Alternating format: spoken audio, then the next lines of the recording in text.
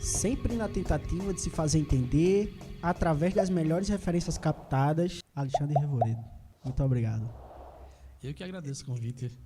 Você tem alguns projetos aprovados na Lei Aldir Blanc. Quais são eles? No momento, eu estou com um projeto de transformar em vinil, em compacto, na verdade, a trilogia Trancada, que foi um grupo de canções, né, que foram compostas aí durante a quarentena ali, aquele momento mais severo ali em 2020. Uhum. E aí, aliás, eu compus bastante, assim, muita gente compôs bastante. E dentre essas canções eu escolhi 3 para criar essa trilogia, que foram lançadas no final do ano. Uhum. E a proposta para Aldir Blanc é justamente gravar as canções, lançar um lyric vídeo de cada uma no YouTube, para dar uma movimentada no canal do YouTube. O YouTube é o futuro. Com certeza. E também fazer um compacto em vinil, né, com 3 canções, 2 de um lado e 1 do outro, para ficar aquela Que coisa da hora. bonita, aquele souvenir, né? Sim. Aí já tem um CD, agora tem um vinil. Você tem uma Essa é a preocupação ideia. muito grande com os seus trabalhos físicos, né? Poucos artistas hoje em dia ainda têm essa preocupação de encarte, de CD e tal. A sua preocupação vem de uma vontade pessoal sua de colecionador? Você coleciona muito CDs e vinis? Primeiramente, esse é o ponto, né? Eu gosto de comprar discos, né? Eu ainda sou dessa velha guarda, digamos assim. O disco físico ele tem um outro gosto, um outro sabor, porque assim existe ali uma equipe que trabalha de designers, né? Tem as fotografias que a gente, não que isso não possa ser digital, Sim. mas quando você pega um disco, você vê um encarte, um disco é um álbum, é uma obra, né? É um conceito fechado. A gente está num momento, o momento da tecnologia, a era da informação, ela acabou enchendo a gente de informação, mas aí esses filtros eles foram se perdendo, na verdade. Então a gente, quando chega e vai ouvir numa plataforma digital uma canção, a gente vê o artista lançar um single, no máximo ali um EP com 3 ou 4 canções. É meio que a moda, mas isso quem ditou essa moda, quem ditou essa regra foram as próprias plataformas e a própria era da informação. Imediatista, então, né? É tudo muito imediatista, né? Esse consumo é mais profundo, mais atento, ele acabou se perdendo um pouco. Então, um álbum, como um livro, como um romance... Ele é né? de ponta a ponta, né? De ponta a ponta. Ele é esse conceito fechado ali, do começo ao fim. O meu disco tem uma narrativa. Sim. Se você for prestar bem atenção, ele cria ali essa história. E ainda são lançados, né? A verdade é que ainda são lançados. Mas a tendência, sobretudo o próprio disco físico, que está perdendo muito espaço, né? A tendência é meio não acabar completamente. Isso vai virar um souvenir. Sim. Né? Vai E virar você ali um ainda se presente. aventura no vinil? Ainda quero me aventurar. Agora existe uma curiosidade. No primeiro período de 2020, no primeiro semestre, a venda de vinis no mundo, ela passou a venda de CDs. Como é teu processo de gravação? Nesse caso, esse é o meu primeiro disco de carreira, né? É o meu primeiro disco. Eu tenho, sei lá, desde 1996 Sim. que eu toco aqui em Garanhuns, em todo canto. Né? E não só em Garanhuns, mas em Pernambuco, né? Com muita gente. Então, mas eu comecei a desenvolver essa, digamos assim, me empoderar enquanto compositor mesmo, que até então, até ali 2010, 2009, eu não pensava muito nessa possibilidade. Eu não conseguia alcançar esse pensamento de que eu poderia criar. Porque você era músico de apoio. Era um músico de apoio, né? Tinha meus trabalhos, mas também eram trabalhos muito voltados para eventos sociais. Sim. Toquei em muito motofest, casamentos, aniversários. Então, era um outro lugar. Né? Embora eu sempre fui um ouvinte muito atento, sempre gostei muito de ouvir música, de ler, mas a ideia de criar, ela foi sendo fomentada aos poucos, inclusive através das relações que eu tive com outros artistas, né? Começou com o Léo Noronha daqui, que é um gigante assim, em termos de composição, um cara que compõe, sei lá, 30 músicas por dia, é incrível, assim. Com o Rogério Diniz, a partir de uma proposta que ele mandou uma música para mim, acabei que eu fiz uma parceria com ele, depois chega Tiago Ferreiras, tem Lucas Notário, então a gente começa essa movimentação e depois eu começo a sair daqui da cidade e começo a me relacionar com outros artistas ali, com Isabela Moraes, com Paulo Patriota, a galera de Arco Verde, Neguinho Arco Verde, Tiago Rosila, e aí vou conhecendo esse pessoal, Almério, Rogéria, Gabi da Pele Preta, então essa percepção da criação, ela começa a mudar em mim. Então, em 2013, eu apresentei o meu primeiro show totalmente autoral.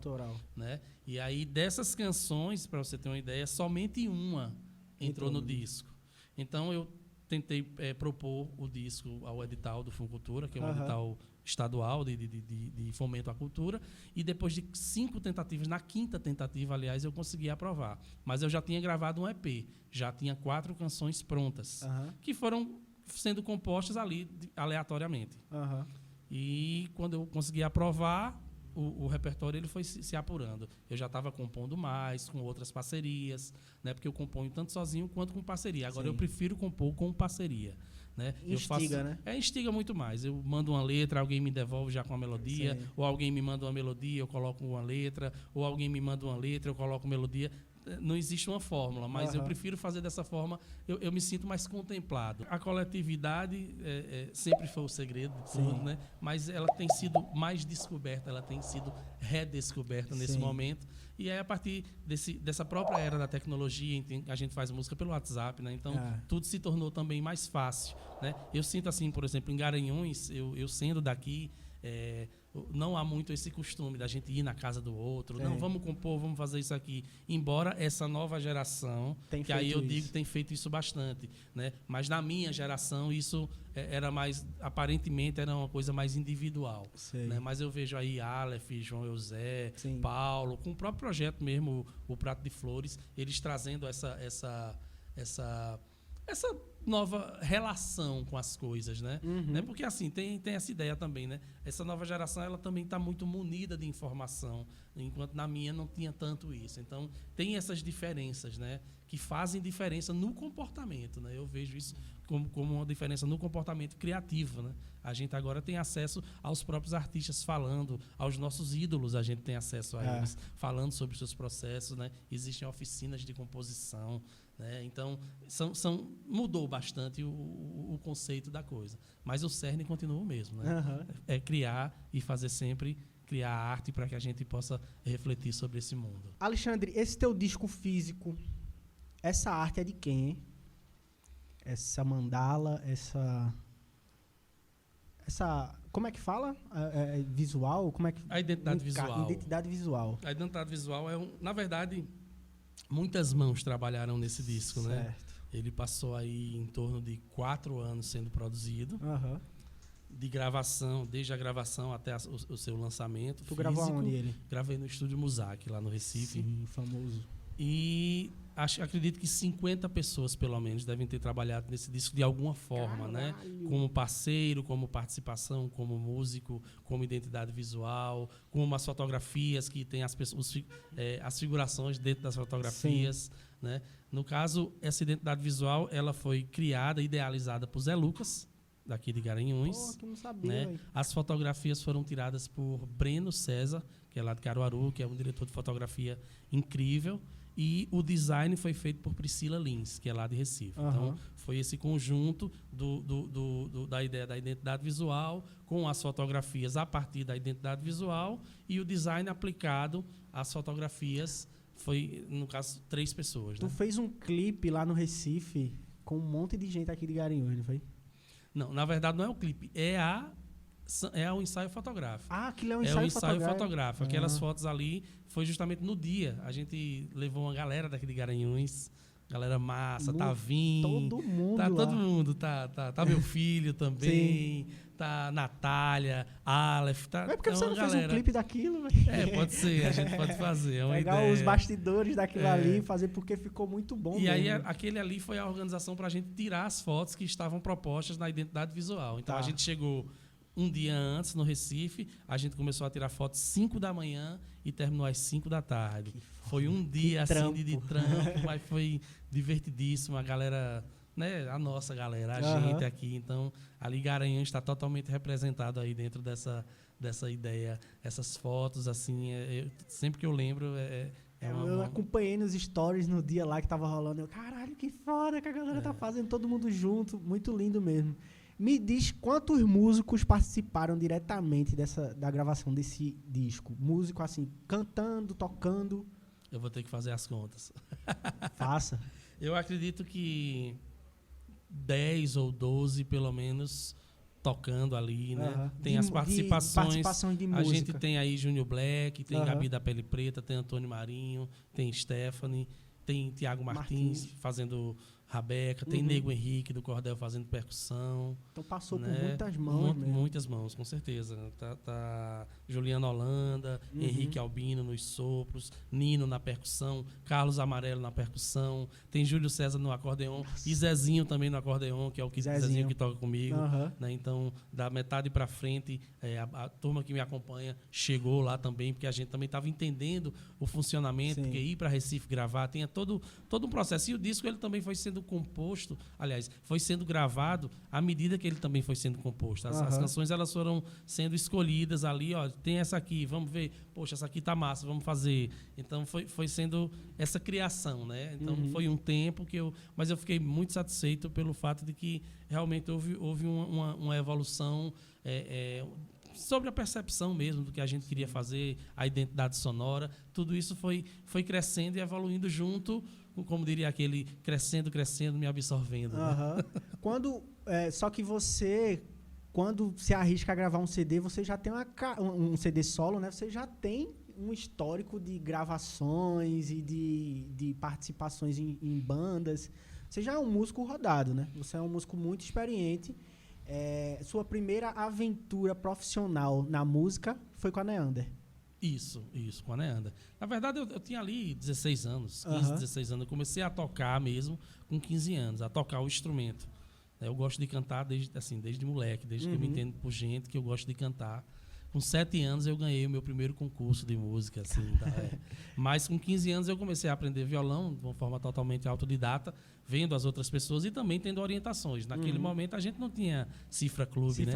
A gente chegava na banquinha de revista e comprava uma revista e emprestava ao amigo ou dividia a grana, ia trocando ali as revistinhas, que eram bem equivocadas, inclusive, também muitas assim. Mas ia aprendendo ali de ouvido e tal. E quando eu já dominava um pouco assim o violão, o instrumento, eu já conhecia Léo de outros lugares. Léo me convidou para participar da banda. Eu toquei 8 anos na Neander, a gente rodou bastante.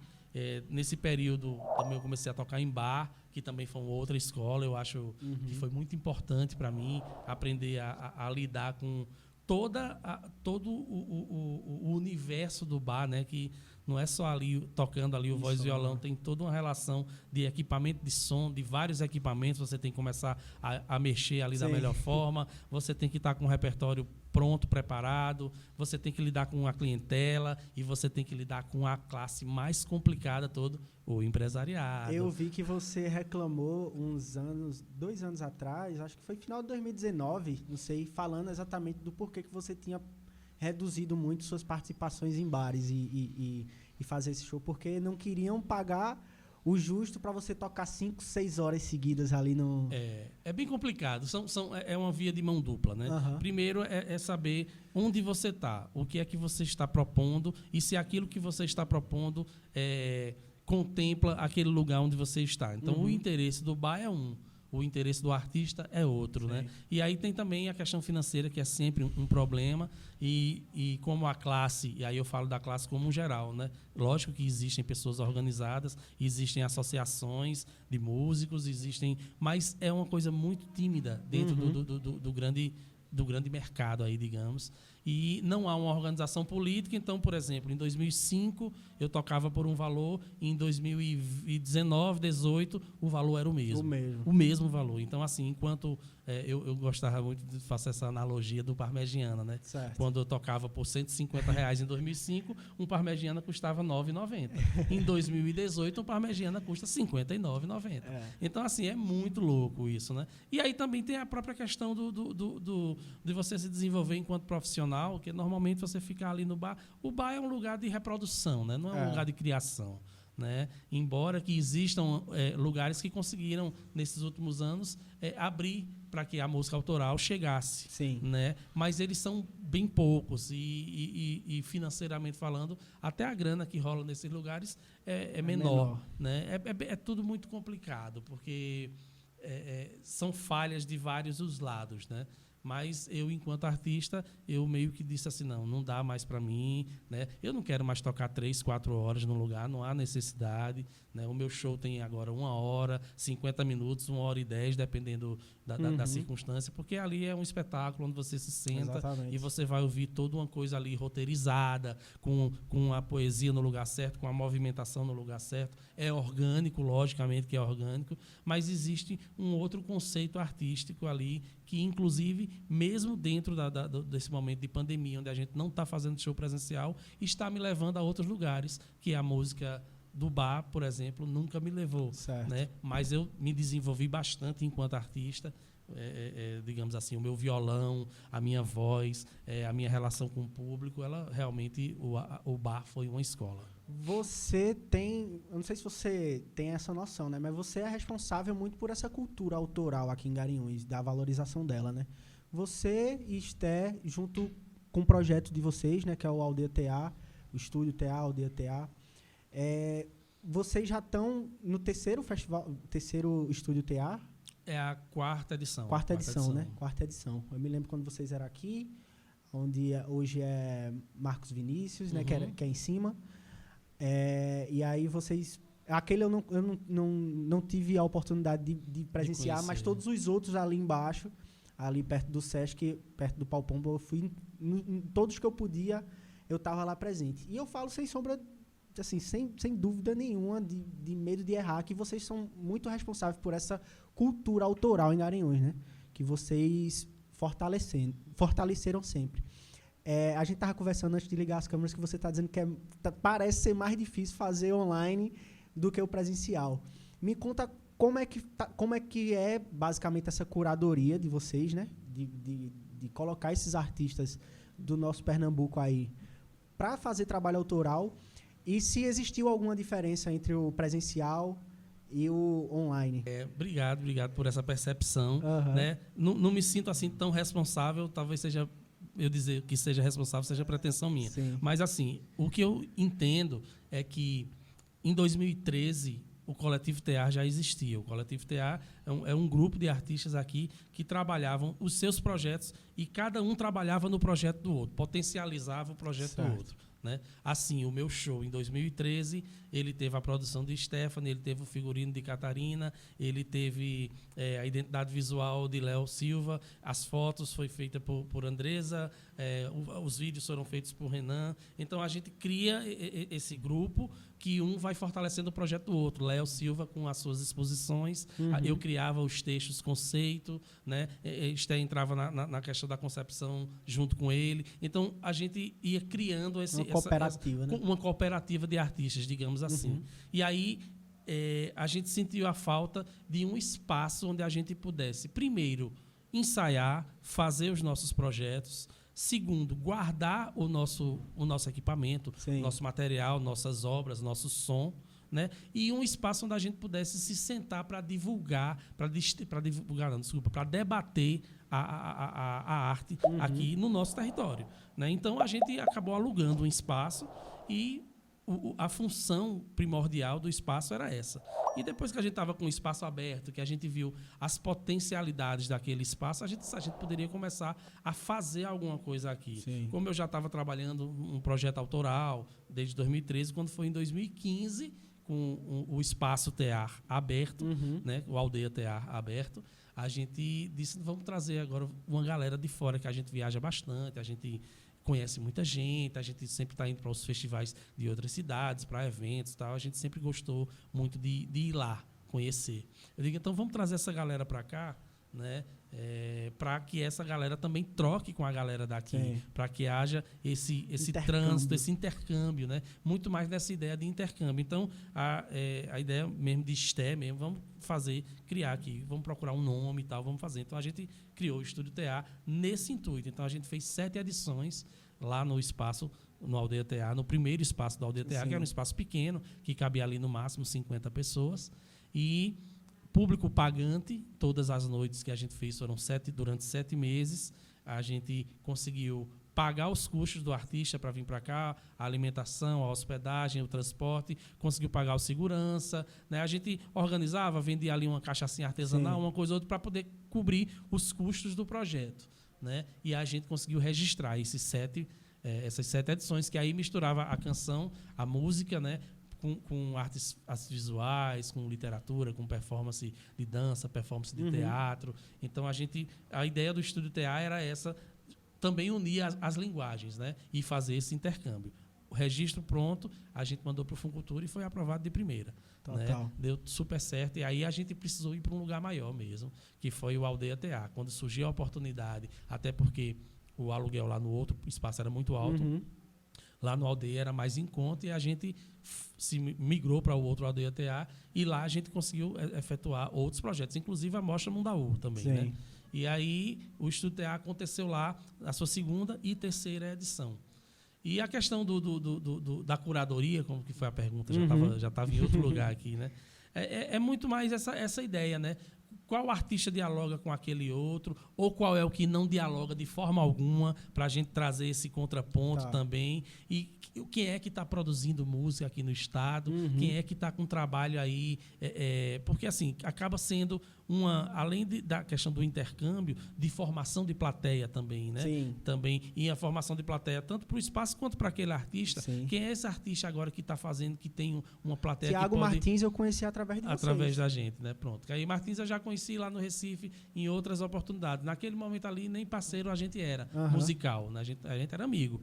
Né? Então, é essa ideia de fazer essa ponte, né, com um artista daqui e um artista de fora, fazer essa formação de plateia e ver quem são esses artistas que estão produzindo trabalhos autorais que são relevantes para a gente, que a gente acredita que podem, que têm um potencial, e que também muito focado na questão da canção. Era muito focado na questão da canção, da voz, do violão, da poesia. Na né? plateia Para prestar atenção, o projeto todo é acústico, né? É na sala de casa, o violãozinho, a gente não liga, não pluga. E aí a gente também, obviamente, não adianta ficar preso somente a isso, a gente também abriu, teve Radiola Serra Alta, teve Clécio Rimas, né? Então, agora já nessa edição já tem Rena, tem Jéssica Caetano, trazendo uma coisa mais eletrônica também, que a linguagem também que está sendo também bem difundida. Também são artistas que estão aí com seus projetos, né? Então, é uma curadoria muito orgânica, né? A gente fez para essa edição, a gente está trazendo 18 artistas, mas a gente fez uma lista com quase 50, né? E dizer, poxa, a gente só consegue trazer 18 agora porque o recurso só dá para trazer 18. Mas agora, na próxima, a gente traz outros 18. E aí a gente vai criando e vão surgindo outros artistas. E também são pessoas que têm uma relação com a gente, porque também existe uma coisa, eu ser artista e eu ser produtor. Né? Eu quero muito mais que a minha imagem no mundo seja a imagem de artista, que é o que eu sou. Eu sou produtor porque é o jeito, né? Por mim, eu era só artista. O seu eu artista te fez ser produtor, né? Que me fez ser produtor. Tu tem acompanhado os trabalhos daqui da cidade que saíram agora, recentemente? Tu tem escutado e tal? Hoje a gente recebeu Marília, vai receber Adalberto, a gente vai receber Paulo. O que é que tu tem achado musicalmente? Sendo bem sincero mesmo, do fundo do seu coração. Eu acho que, em primeiro lugar, a Lei Aldir Blanc, ela possibilitou, né, um boom. Na verdade, um boom, e eu acho que ainda vai mudar. A gente está vivendo um momento da história que, como a gente está vivendo, a gente não percebe o que está acontecendo. Né? Mas eu acho que esse processo da Lei Aldir Blanc foi uma coisa que nunca aconteceu. Vê lá, né? Chegar um recurso municipal e estadual, né? Chegar um recurso federal para que os entes municipais e federais consigam distribuir. Isso mostrou, logicamente, muitas fragilidades, né? Escancarou as fragilidades do sistema, sobretudo os municipais, que foram porque não tem mapeado esses Não tem artistas. mapeado, não tem gente qualificada trabalhando nas secretarias, né? Isso... Pelo menos nessa nova gestão agora, isso aí eu tenho que falar, eu acho que é importante. A nova gestão de cultura aqui de Garanhuns, a gente está muito feliz, é uma conquista muito grande, por ser pessoas da área que estão lá. Pela primeira vez eu estou vendo isso. E isso em algumas cidades, a gente vê Arco Verde também, uma galera que já está muito à frente, Triunfo é uma galera que também está muito à frente. Então, existem aí lugares onde esse recurso conseguiu ser distribuído de uma forma no mínimo, justa. Aqui mas, voltou mais de 700 mil reais. Como é que chega 960 mil e fica 700 mil? Isso não é incompetência Não dos é, artistas. e nem falta de artista. Nem falta de artista, né? Então, por aí você já vê. Pronto, mas voltando aí para a ideia da produção, né? Houve um problema de prestação de contas, né? Uma cobrança muito de você gravar um disco em 2 meses, de você gravar um disco em 1 mês, né? O recurso financeiro que veio para isso não era suficiente, né? Eu vou dizer, o meu disco foi gravado pelo Funcultura. O meu projeto foi 50 mil reais. E eu digo a você que durante esses 4 anos que eu trabalhei, muito eu botei do meu bolso, muito. Eu acredito. Porque para eu ir para o Recife, para eu me hospedar, para eu comer, para eu levar gente, tudo era do meu bolso. Claro. Isso não estava nem previsto no projeto. Então imagina você gravar um disco com 50 mil e você gravar um disco com 5 mil. Que é o que aconteceu, né? Eu então, falei com Marília e vou falar contigo também, Paulo, que gravou o EP dele, ele muitas vezes chegava aqui para mim dizendo que estava tirando dinheiro do bolso. Com certeza. Porque não era o suficiente. Não é suficiente. Mas aí, o que é que acontece? Os produtos estão aí, eles estão prontos, eles foram ali, digamos, o pontapé para que a partir dali as pessoas consigam sair. Eu não tive isso há 10 anos atrás. Né? Por exemplo, 10 anos não, bora botar há 20 anos atrás. Qual a idade de Marília? 21. Eu estou com 42. Então, há 20 anos atrás eu não tive essa oportunidade. Né? Eu acho que eu consegui ouvir algumas coisas, não deu para ouvir tudo. Inclusive, eu estou vendo a Adalberto gravar, eu sei que vai ficar um trabalho bonito. Né? Quero ouvir o disco pronto, eu prefiro ouvir pronto. É melhor. Eu vejo ele gravando ali e digo, não quero spoiler. Não quero spoiler, não. Eu quero quando você estiver pronto. Achei o disco de Paulo uma coisa linda, né? Porque adoro o Paulo, assim, né? Eu sei que se ele tivesse tido mais tempo, sobretudo mais tempo, ele só precisava de tempo, não era nem de grana, ele teria conseguido fazer um trabalho do jeito que ele quer, mas isso é só um detalhe, né? Porque a gente sempre quer o melhor. Com certeza. Né? Porque eu também, se eu dissesse assim com o meu disco, não, eu queria melhorar, eu nunca ia terminar. Eu já passei 4 anos fazendo. Imagina se eu fosse me prender a esse tipo de coisa. Uma hora né? tem que saltar. Uma hora tem que saltar. E é isso que acontece. O disco de Marília também tá lindo, um disco com conceito fechado. Ela teve uma ideia genial dessa questão das luas e das fases da lua. A gente conseguiu um espaço na Rui Barbosa, a gente meio que organizou o espaço, reformou o que dava para reformar naquele momento, e um dia foi só para música autoral, teve um show meu, um show de Rogério, um show de Léo Noronha. No outro dia foi para dança, inclusive Aleph dançou na época. No outro dia foi para teatro, que foram 3 esquetes. Teve ações de literatura, onde a gente fez formação. A Universidade Federal Rural fez intervenções no centro da cidade. A gente fez uma exposição coletiva com 9 artistas de artes visuais na Galeria 02, que era a galeria de Clóvis e de José na época. A gente teve lá de hip hop, lá no Parque Euclides Dourado, teve uma movimentação. Então, a gente juntou essa galera todinha, mais de 60 artistas, com uma semana de arte produzida em Garanhuns. Quase um festival de inverno. Quase um festival de inverno, digamos assim, devido às suas proporções. Mas, e aí, antes da gente lançar a programação, eu digo, não, vamos fazer o seguinte, vamos fazer uma coletiva de imprensa. A gente foi no mailing da prefeitura, a gente pegou todos os contatos que a gente tinha e a gente montou aí uma lista com 50 convidados dos blogs e das rádios de Garanhuns e jornalistas e tal. A gente fez um convite impresso e eu levei de mototáxi na casa e nas instituições de cada um, entreguei nas mãos de todo mundo. E aí, na coletiva de imprensa, ia ter uma apresentação minha com o trio, eu, Nino e Roberto Vale. A gente conseguiu um buffet também com patrocínio e tal, e montou a coletiva, chamou os artistas, Bruce estava lá, está até na foto lá. E aí, um monte e tal. Você sabe quantas pessoas foram da imprensa de Garanhuns? Eu chamei 50. Eu quero que você me diga quantas foram. 5. Foi uma pessoa. Puta que pariu. Né? A gente fez uma divulgação, a gente conversou, a gente ligou, mandou mensagem, fez todo o rolê. E aí essa pessoa, quando viu que não tinha ninguém, ligou para outra que chegou lá de supetão e tal, e fez alguma matéria. Então, assim, uma movimentação feita por artistas, né, da cidade. 60, eu não estou falando de 6, não. Eu estou falando de 60 artistas. Sim, de todos né? os segmentos. Em todos os segmentos que naquele momento tinham produções para serem mostradas. Foi das 50 pessoas que a gente convidou, Uma pessoa foi, da imprensa de Garanhuns. Então, eu acho que essa resposta aí, ela responde qualquer outra. Tá. Tu estás entendendo? Então, assim, lógico que hoje em dia eu tenho um trânsito, né, com as pessoas de rádio, conheço muita gente, sempre está aberto para mim, Festival de Inverno sobretudo. Festival de Inverno é incrível, você vai em todos os lugares. Depois do festival não, porque só existe festival. Mas eu lancei um disco que vai completar agora 1 ano, no dia 27 de março. Eu não acho que eu tenha ido, tudo bem, teve a pandemia e tal, mas eu não dei entrevista por telefone para ninguém. Ninguém. Agora sim, Recife, Caruaru, Sertão, rádios, blogs. Eu estou com uma clipagem de matérias do meu disco que saiu em São Paulo, que saiu na revista Continente, que saiu no Diário de Pernambuco, que saiu no Jornal do Comércio.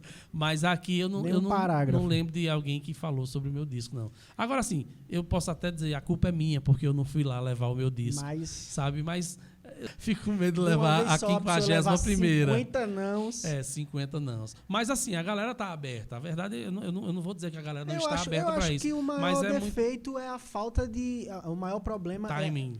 É a falta de... Por exemplo, não é possível que um disco como o de Paulo, lindo, artisticamente, musicalmente, liricamente, visualmente, perfeito. E você não ter sequer um parágrafo, uma linha, nada, em nenhum lugar, nenhum blog, e essa galera não saber que esses artistas existem, de chegar no artista e dizer, eita, vimos teu trabalho, vem aqui pra gente conversar. É por isso que o Receptor tá aí. É uma coisa que é muito importante. A mídia alternativa. Exato. A gente tem que criar a nossa mídia. Porque aprender a utilizar nossos meios de comunicação, as redes sociais. Eu me lembro de uma discussão que teve lá no Aldeia TA, que os artistas estavam falando sobre isso, inclusive. Ercinho falou que tinha muita dificuldade de usar o Instagram, que não sei o que e tal, que ele preferia esse contato presencialmente. Mas o artista hoje que não está nas redes sociais, ele não está em lugar nenhum. Não está em lugar nenhum. Porque se for esperar uma rádio ou um jornal da cidade para você conseguir furar a sua bolha, é realmente muito complicado. Eu fico realmente questionando, né, pensativo. Não é possível que essas rádios não conheçam, não saibam que isso está acontecendo. Um disco atrás do outro saindo, um EP atrás do outro, um artista mais talentoso que o outro, e esses artistas não encontrarem espaço na mídia tradicional, isso me deixa bem assim, né? Poxa, não é possível que eles não estão vendo. Porque existe também uma questão da mídia de comprar espaço, né? Do artista comprar o espaço, de comprar um espaço na rádio, de comprar uma publicidade em um jornal. E a gente sabe que nossos artistas aqui não têm a condição de fazer isso. Eu acho que isso nem acontece tanto aqui, para artista, né? Digamos assim, de comprar o espaço, certo? Eu vejo que os espaços estão abertos, né? Mas é muito, muito complicado dar conta de tudo, né? A gente vai estar ligando pro pessoal, olha, eu estou com um projeto novo aqui, depois desse projeto já ter saído em todos os lugares, deixa eu ir aí e tal. A gente é complicada, a relação é complicada, né? Mas assim, eu sempre fui muito bem recebido e eu sei que as pessoas conhecem o meu trabalho, mas é o meu trabalho, né? Que já tem 20 e tantos anos aí, né? Não é o trabalho de Paulo, não é o trabalho de Marília Ferro, não é o trabalho de Lili Novaes, né? Não é o trabalho de Aleph, não é o trabalho de Adalberto, que são artistas aí potentes, gigantescos aí e que estão chegando e que de fato e que tem talento, que tem a conversa e que tem todos os pré-requisitos para estar em qualquer lugar e de se sentar com qualquer entrevistador e com qualquer mídia, que seja a Rede Globo ou que seja o cara que abriu um blog, porque tem uma cultura de blog muito grande aqui. No interior, né? E esses blogs não terem sequer ter feito Léo de Blanc aprovado em uma matéria só, ter falado de todo mundo. Tem um CD de Paulo, tem um CD de Lili, enfim, de fazer uma matéria, de falar com todo mundo. Eu realmente senti falta disso. E conversando com o Bruce, né, que é meu parceiro aqui no Receptor, eu disse, pô, Bruce, eu acho que a gente precisa fazer um especial ao de Blanc, velho. Porque um monte de trabalho que foi lançado, não é possível que essa galera não vai ter um espaço para se sentar e falar um pouco sobre como é o processo criativo, como foi gravar e o perrengue da grana, não sei o quê. Porque é para além da obra, né? Para além da obra. Eu não falo nem de tocar a música de Paulo numa rádio. Porque, na minha visão, seria um mínimo o mínimo, de tocar o artista de Garanhuns aqui, você que tá escutando a nossa rádio agora. Aqui de Garanhuns. E aí o cara fala das belezas da cidade, não sei o que, esse cara não tem uma música tocando na rádio, mas para além da obra, né? O artista, a pessoa, processo criativo. Isso é uma coisa que eu sinto muita falta e o Receptor tá aqui para isso. Alexandre Revoredo, foi um prazer imenso tê-lo aqui no Receptor. A gente tinha marcado ano passado, mas no dia que a gente ia gravar, meu filho nasceu. Aí eu tive que dar prioridade. Né? Eu tive, porra, entre Alexandre Revoredo e meu filho... Fez bem, graças a Deus. Aí tinha Adalberto no mesmo dia que você, tinha Paulo e... Era Adalberto, Paulo, você e outra galera que não é do meio artístico. Agora vem no momento mais propício, né? Aí vai vir todo mundo no mesmo dia que já estava agendado. Os próximos convidados vão vir aí. Alexandre, falando para aquela câmera, você diz aí o que você quiser para as pessoas que estão assistindo, que estão aqui com a gente até agora. É isso, eu acho que a gente, primeiro, agradeço demais o convite, né? Acho que a iniciativa é extremamente importante. Eu acho que as mídias alternativas, elas precisam existir, precisam funcionar e precisam chegar nas pessoas. Eu acho que a gente tem que valorizar isso, né? Porque a gente está registrando a nossa história e está divulgando o que está sendo feito agora nesse momento, né?